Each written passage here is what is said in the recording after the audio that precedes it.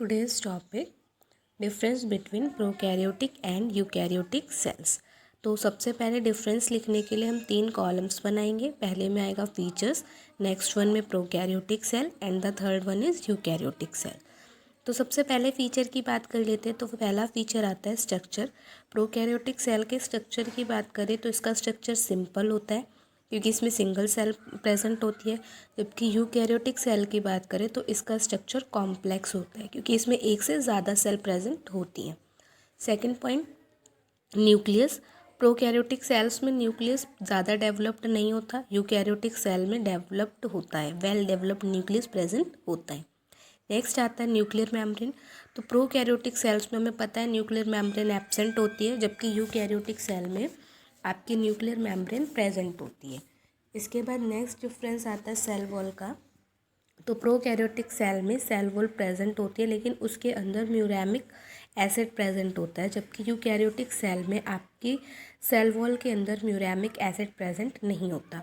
One more point जो कि difference में नहीं है लेकिन जनरल नॉलेज के लिए आपकी, कि सेल वॉल्स जो होती हैं जो सिर्फ और सिर्फ प्लांट्स में प्रेजेंट होती हैं और कुछ एक बैक्टीरिया प्रोटोजोआ में आपको मिल सकती हैं, एनिमल्स में प्रेजेंट नहीं होती। नेक्स्ट बात कर लेते हैं ऑर्गेनेलीज की।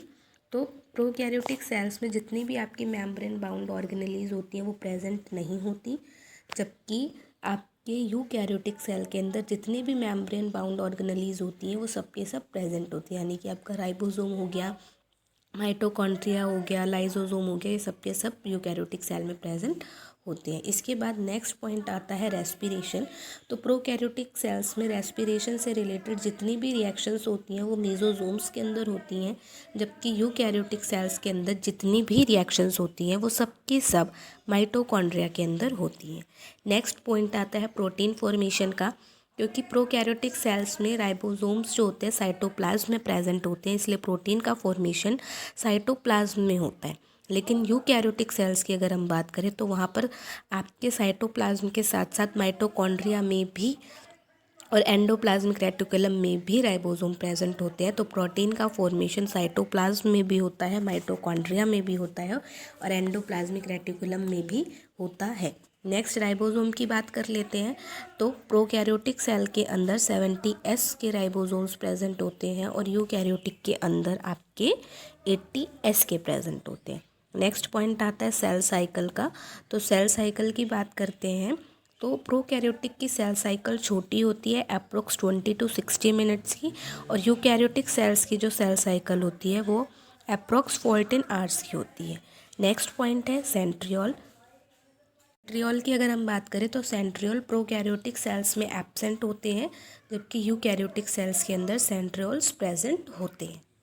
सेंट्रियोल्स के बाद नेक्स्ट पॉइंट आता है प्लाज्मा मेम्ब्रेन। तो प्रोकैरियोटिक में और यूकैरियोटिक दोनों के ही अंदर प्लाज्मा मेम्ब्रेन हमारी प्रेजेंट होती है। नेक्स्ट आता है जेनेटिक मटेरियल। हमें पता है जेनेटिक मटेरियल हमारा डीएनए होता है। तो प्रोकैरियोटिक के अंदर डीएनए की सिर्फ और सिर्फ एक या एक से ज़्यादा स्ट्रैंड मौजूद होती हैं, लेकिन उनके अंदर हिस्टोन प्रोटीन एब्सेंट होता है। लेकिन यूकैरियोटिक सेल्स के अंदर 2 से ज़्यादा स्ट्रैंड मौजूद होती हैं और हिस्टोन प्रोटीन के साथ मौजूद होती हैं। नेक्स्ट साइज़ रेंज की बात कर लेते हैं। तो प्रोकैरियोटिक जो सेल्स होती हैं वो साइज़ में बहुत छोटी होती है, इनका साइज़ 1 to 10 माइक्रोमीटर होता है, जबकि यूकैरियोटिक सेल्स की बात करें तो इनका साइज़ 10 to 100 माइक्रोमीटर छोटा होता है। इसके बाद नेक्स्ट आता है क्रोमोसोम्स। क्रोमोसोम्स की बात करें तो प्रोकैरियोटिक सेल्स के अंदर आपके सिंगल और सर्कुलर क्रोमोसोम्स प्रेजेंट होते हैं, जबकि यूकैरियोटिक सेल्स के अंदर आपके 2 identical spirally coiled thread shape में क्रोमोसोम्स प्रेजेंट होते हैं।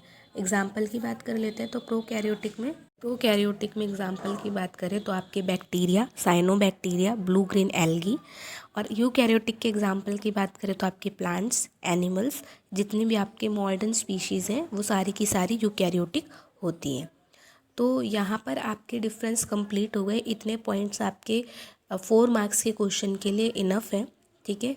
और एक और इम्पॉर्टेंट पॉइंट, अगर आप 12th स्टूडेंट हैं तो आपको फीचर्स वाला कॉलम बनाने की ज़रूरत नहीं है, लेकिन अगर आप ग्रेजुएशन स्टूडेंट हैं तो आपको तीन कॉलम बना के डिफरेंस लिखना कंपल्सरी है, क्योंकि अब आप छोटे बच्चे नहीं हैं जो आप बिना कॉलम के बिना फीचर्स के पॉइंट डिफरेंस लिखेंगे तो और काम चल जाएगा। अब आप बड़े हो गए हैं तो आपको उसके हिसाब से आंसर अपने चेंज करके लिखने पड़ेंगे।